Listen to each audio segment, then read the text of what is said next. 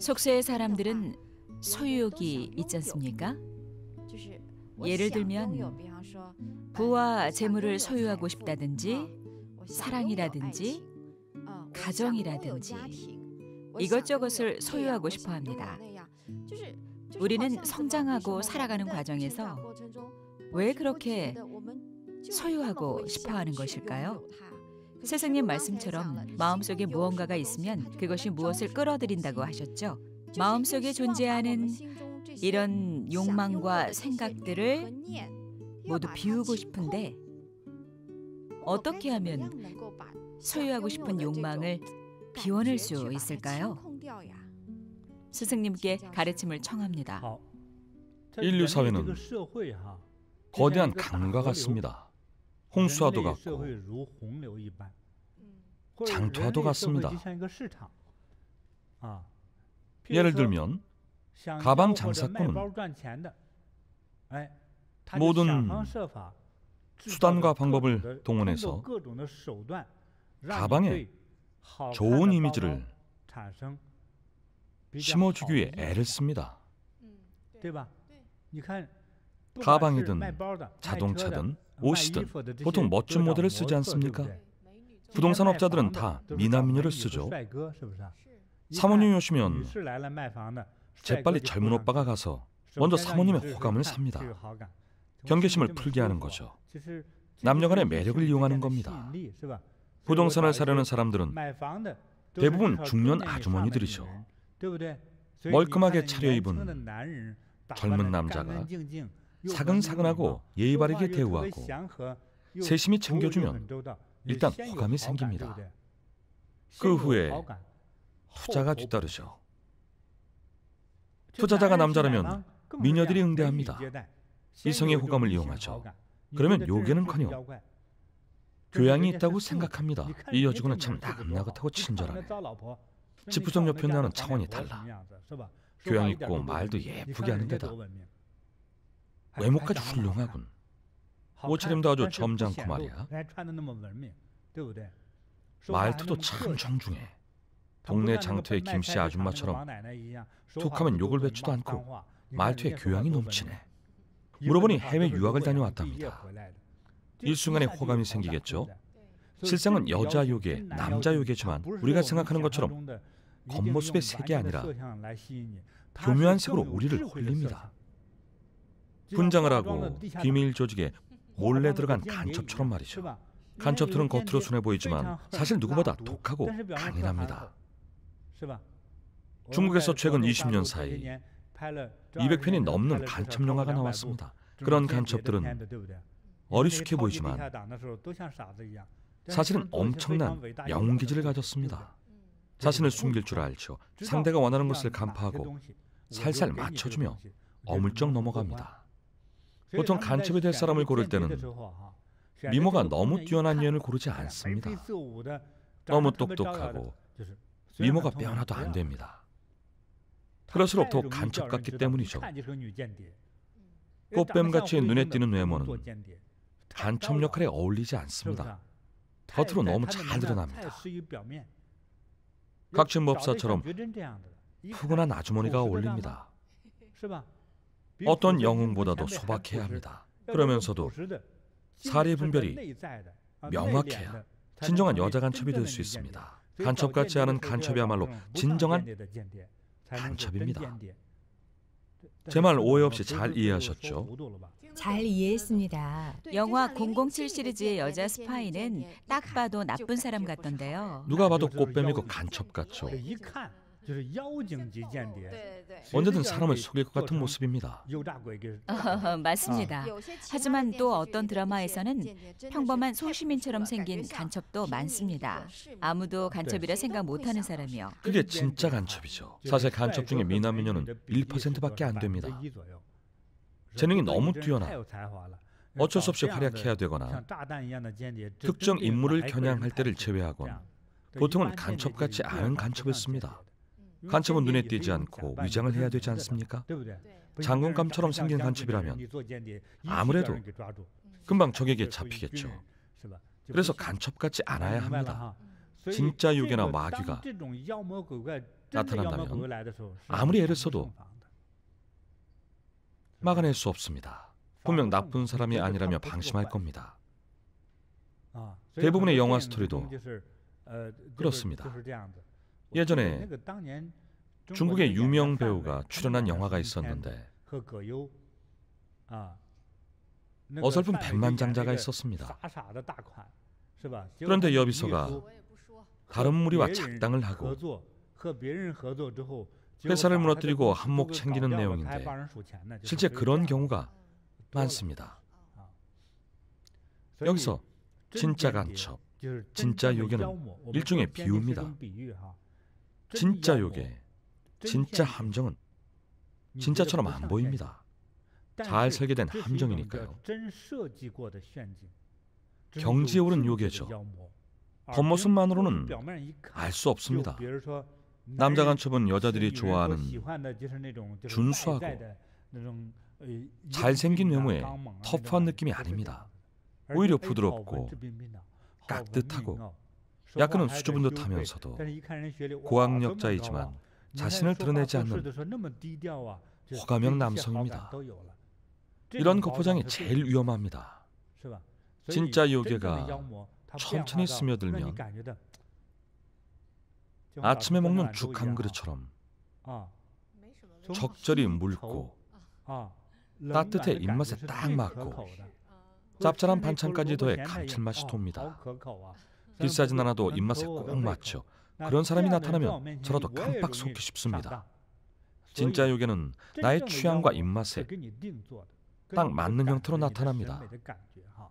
어떻게 하면 물리칠 수 있을까요? 무욕즉강. 이 네 글자를 꼭 기억하세요. 네 글자입니다. 네 글자. 무욕즉강. 무욕즉강. 무욕즉강. 욕심이 없으면 강하다. 무욕즉강. 욕망과 탐욕을 줄이면 됩니다. 예를 들어 삼촌이 사장으로 있는 회사의 주식이 곧 2배가 오른다는 정보를 입수해도 현재 월급에 만족하고 욕심을 버려야 합니다. 친구들이 스포츠카를 탈 때 나만 자전거를 타도 운동 삼아 탈 수 있어야 합니다. 확고한 의지가 필요합니다. 가난해도 확고한 의지를 갖고 지나친 부를 쫓지 않아야 함정에 빠지지 않습니다. 통장에 있던 1,000만 원이 1년 후 10원만 남는다면 어떨까요? 견딜 수 없겠죠. 왜 그럴까요? 탐욕을 부렸기 때문입니다. 예전에 이런 사례도 말씀드렸죠. 저희가 밴쿠버에서 한창 센터 조성 자금을 마련할 때입니다. 1년 반 정도 지났을 때 한 제자가 찾아와서 이렇게 말했습니다. 스승님, 곤란한 일이 생겼습니다. 제가 1,000억 원을 사기당했습니다. 아니, 1,000억 원을 갖고 있는지도 몰랐네. 조용히 사는 편이라서요. 조용히 사는데 어찌 사기를 당했나. 센터 조성 모금에 10만 원을 기부했던 분입니다. 1,000억을 가진 분이 말이죠. 조용히 사는 분이라 몰랐습니다. 신발 밑창에 달았는데 가죽 구두를 살 돈이 아깝습니다. 그래서 평범한 분인 줄 알았습니다. 아무도 그분을 주목하지 않았죠. 그분이 사기를 당했다고 하니 이처럼 지독한 구두쇠의 돈을 1,000억 원이나 가로챌 정도면 상대는 인간 세계에 내려온 불보살이거나 엄청난 구묘급 사기꾼일 거라 생각했습니다. 전망 좋은 사업이 있었습니다. 사업을 줄줄이 설명하려고 하길래 시간 아까우니 결론만 말하라고 했습니다. 나중에 알고 보니 다 함정이었습니다. 저를 속이려고 3년이나 준비했더군요. 3년 만에 1,000억이면 할 만한 장사죠. 상대는 잠적했답니다. 1,000억 원 자산가가 고작 10만 원만 기부해서 고소한 마음이 들었지만 스스로 자비로운 불심을 가져야 한다고 다그쳤죠. 어떻게든 사기꾼을 찾아서 되찾을 수 있었으면 좋겠네. 사기꾼이 양심을 되찾고 돈도 돌려주길 바라네. 나중에는 20억 정도를 돌려받았답니다. 5년이 지나 20억 원을 찾았으니 괜찮은 거죠.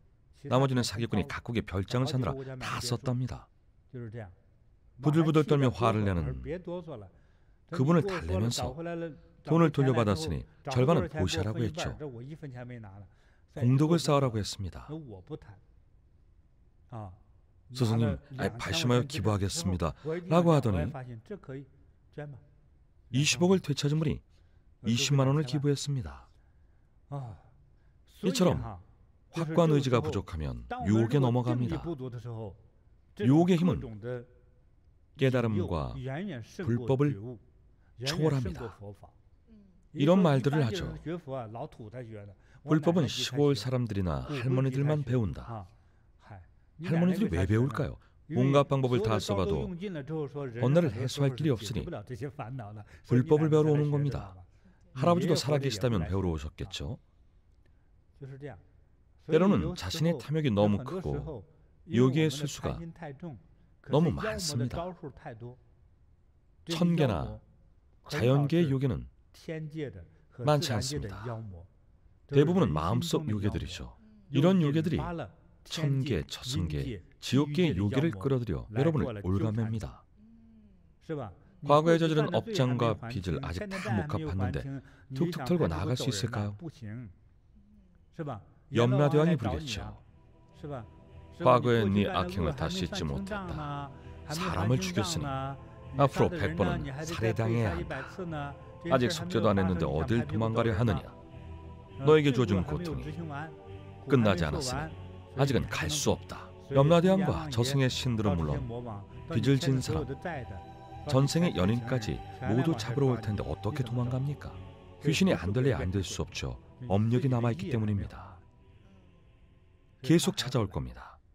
육도윤회를 벗어나고 싶어도 이미 대우주의 시공간 속에 익숙해져 있을 텐데 벗어날 수 있을까요? 불가능합니다. 호법신이 다시 잡으러 올 겁니다.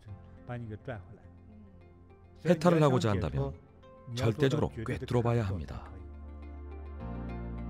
욕심 없는 사람은 욕심을 이기는 사람입니다. 욕심 많은 사람은 욕심에 지는 사람입니다.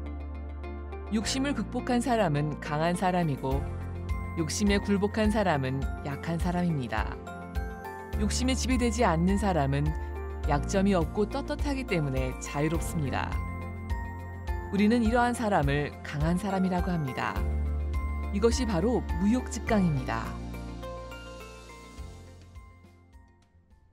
너무 걱정 마십시오.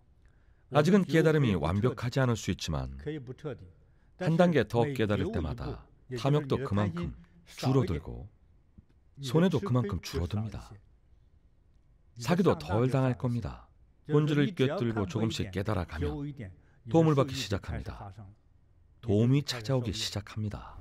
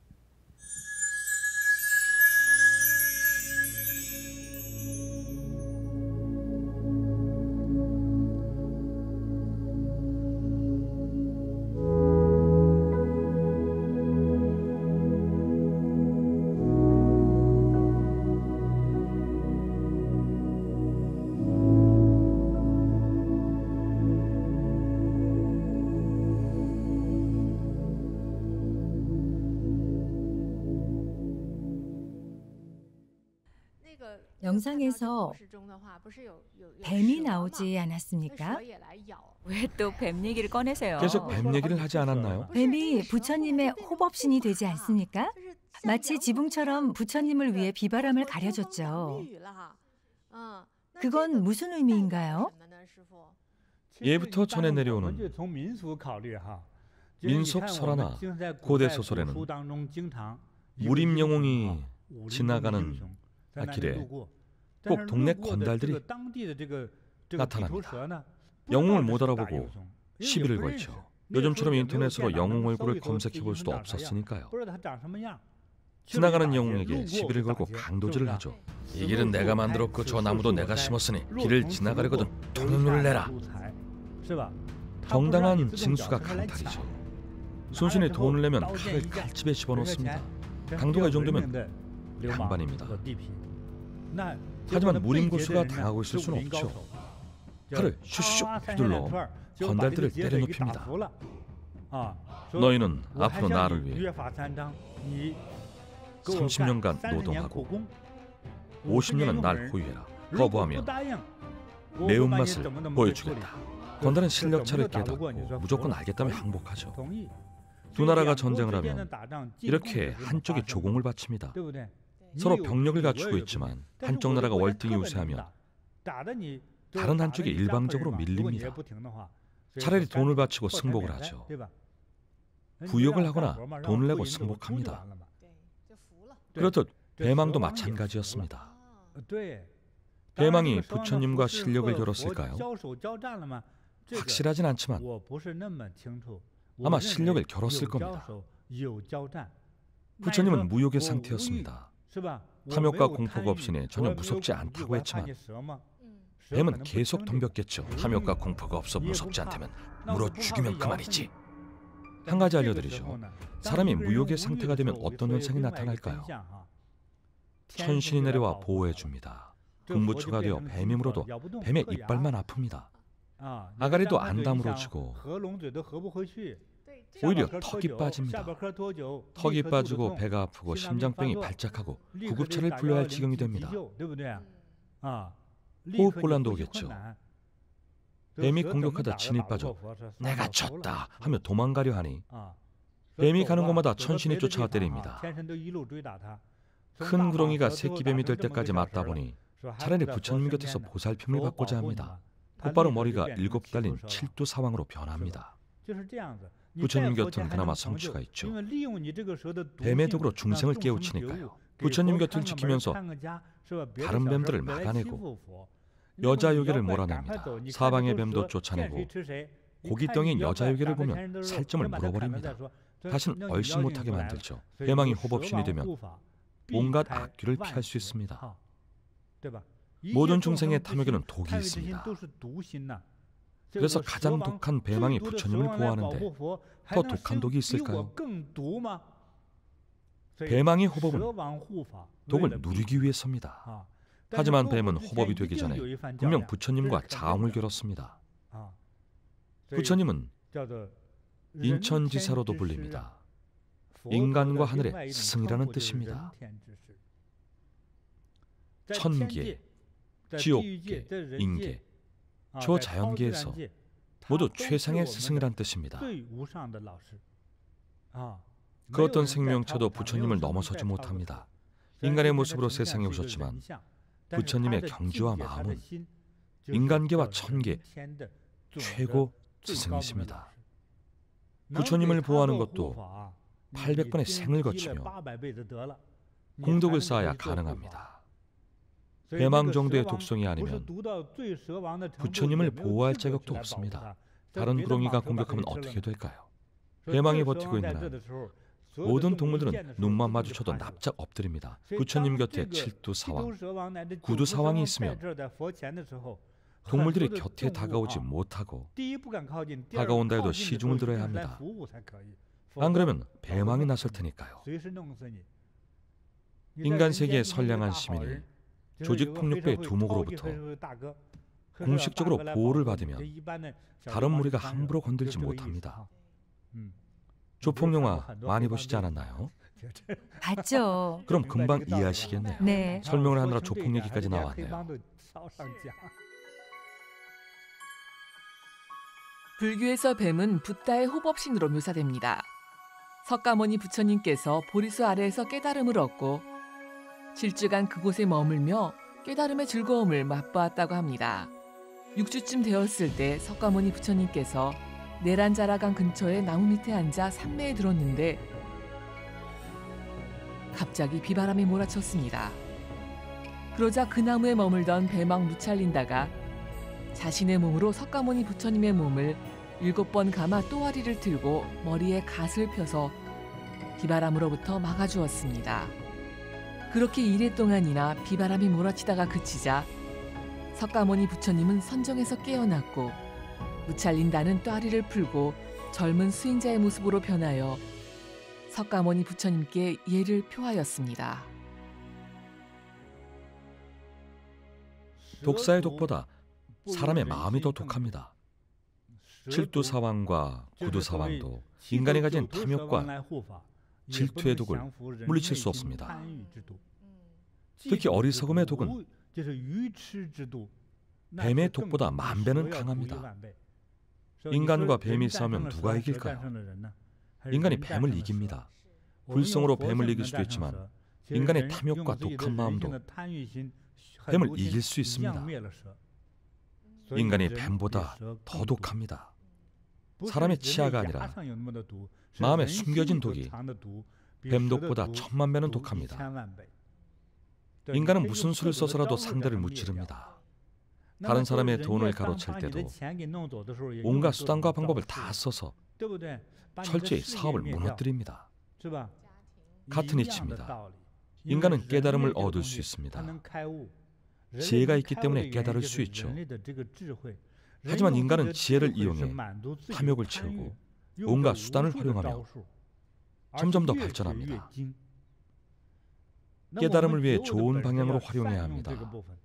이 부분은 나중에 얘기하죠.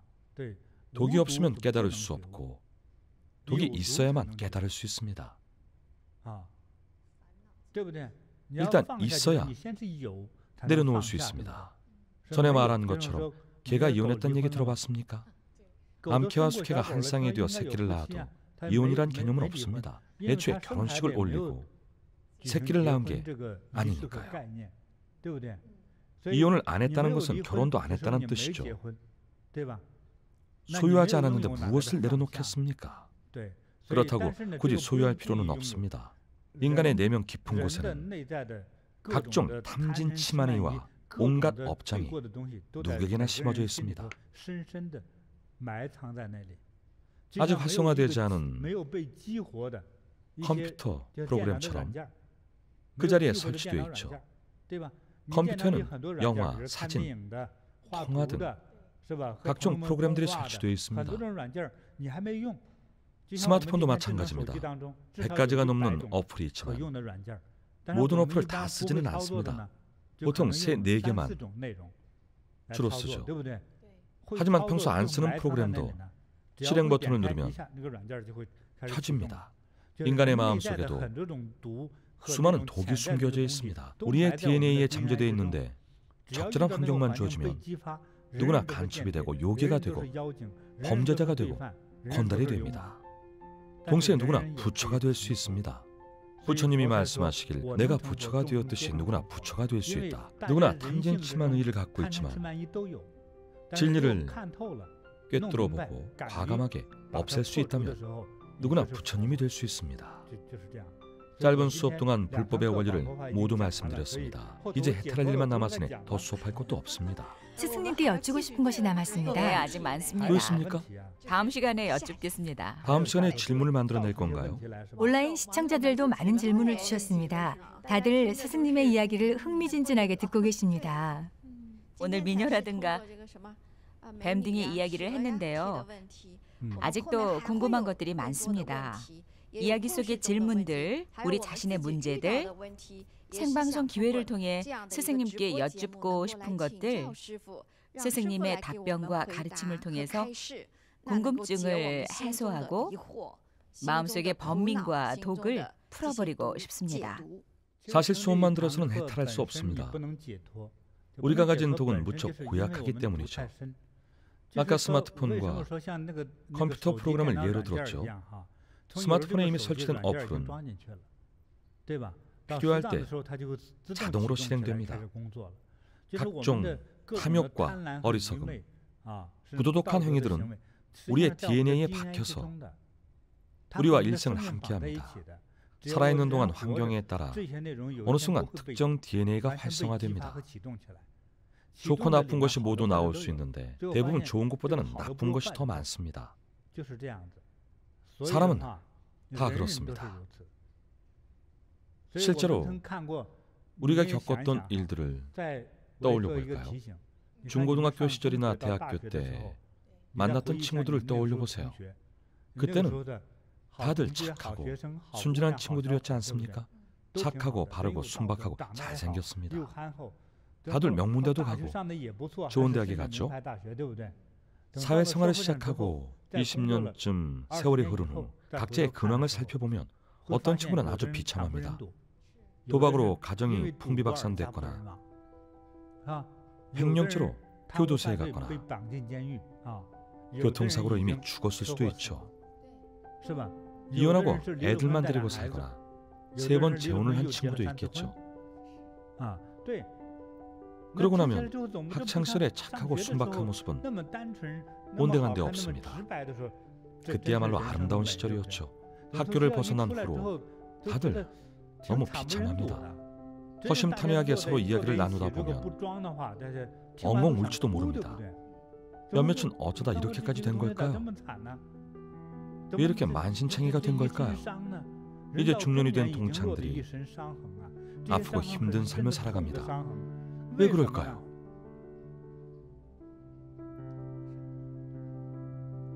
대체 무엇 때문일까요? 바로 오독 때문입니다.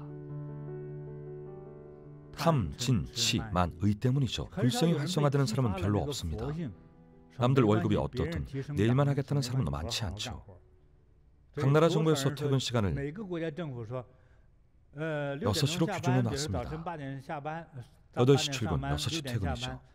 법을 참 잘 지키는 사람들이 6시 땡 하면 퇴근합니다. 수술 중인 의사라면 어떨까요? 방금 개복해놓고 6시 땡 하면 다른 의사에게 봉합을 맡기고 가버린다면요. 다른 의사가 없다면요. 본인에게 시키면 월급을 2배로 달라고 한다면요. 법적으로는 돈을 더 주는 것이 맞지만 도덕적으로는 옳지 않은 일이죠. 이런 사람에게 재앙이 닥쳤다면 무슨 잘못 때문일까요? 딱히 잘못은 없습니다. 그저 돈을 탐하고 계속해서 주머니에 챙겼을 뿐이죠. 20년간 10억 원쯤 챙겼다면 어떨까요? 어느 날 한순간에 10억 원을 사기당해 화병으로 반신불수가 될 겁니다. 아주 당연한 결과입니다. 뿌린 대로 거두는 법입니다. 다시 말해 인과응보입니다. 오로지 자신의 득실만 따집니다. 자신이 너무 많이 잃었다고만 생각하죠. 가진 것에 만족하지 않고 다른 사람보다 더 많이 일하려는 마음도 없고 헌신하려는 마음도 없습니다. 늘 자신만 생각하죠. 동창이나 친구가 부동산을 샀다거나 회사가 상장했을 때 내가 걔보다 똑똑하고 공부도 잘했는데 그 친구가 운이 좋았을 뿐이니 어떻게든 이기고 말겠다 라며 무리해서 일을 하다가 과로로 피를 토하고 생기지 말아야 할 암이나 당뇨병에 걸립니다. 친구를 이기려고 욕심을 내다 무리한 목표를 세웁니다. 리자청이나 마임 같은 재벌을 추월하려는 분도 있죠. 빌 게이츠 같은 거부가 되겠다고 큰소리칩니다. 하지만 재벌은커녕 진작에 과로사거나 무리한 사업으로 송사에 휘말립니다. 무리하게 욕심을 내다 어느 정도 있던 재산도 다 날리고 사람도 떠나갑니다. 돈도 날리고 화병으로 쓰러지죠. 아주 흔한 일입니다. 이야기를 하고 보니 많은 생각이 드는군요. 감사드립니다, 스승님. 부처님의 경지를 탐색하는 짧은 시간 동안 이렇게 많은 이야기들을 통해서 이처럼 깊은 화두를 던져주셔서 정말 감사드립니다. 감사드립니다. 오늘 수업을 통해서 세상이 결코 작지 않음을 아시기 바랍니다. 하지만 지나치게 나를 중심으로 생각한 나머지 세상이 곧 나의 집이고 세상이 곧 나라고 생각한다면 틀린 생각입니다. 나의 세계에는 지구가 있고 많은 친구들이 있으며 광활한 우주가 존재한다는 넓은 마음과 넓은 개념으로 세상을 크게 바라봐야 합니다.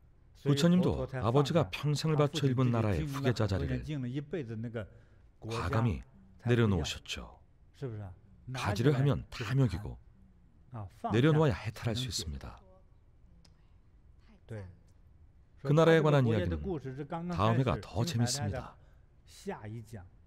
이런 수업을 통해 어떤 결과를 얻을지 모르겠군요. 아무 소리나 늘어놓는다고 욕을 먹지는 않을까 걱정됩니다. 진리가 이처럼 간단한 건지 물을 수도 있죠. 원래 진정한 이치는 단순한 법입니다. 이치는 단순하지만 실천하기는 쉽지 않습니다. 꿰뚫어보는 것 자체도 어렵지만 내려놓는 것은 더욱 어렵다. 이 말을 꼭 기억하십시오. 꿰뚫어보는 것 자체도 어렵지만 내려놓는 것은 더욱 어렵다. 제가 내린 결론입니다. 참으로 어렵습니다. 이처럼 간단한 이치를 실천하면 여러분은 정말 대단한 인물이 될 겁니다. 오늘은 이쯤에서 정리해야겠습니다. 지금까지 말한 법의 이치에 관한 개념은 최소한 2번은 보셔야 더 잘 이해할 수 있습니다. 모든 아름다움과 공덕을 인연이던 모든 분들에게 회양하겠습니다. 여러분의 건강장수를 기원합니다. 길상과 행복을 기원합니다. 소원 성취를 기원합니다. 다음 시간에 뵙겠습니다. 광활한 세계를 드넓은 마음으로 바라보십시오. 소유하려는 것은 탐욕이며 내려놓으면 해탈을 얻습니다. 꿰뚫어보는 것보다 내려놓는 것이 더 어렵습니다. 이 단순한 원리를 실천하는 사람이야말로 진정으로 위대한 사람입니다.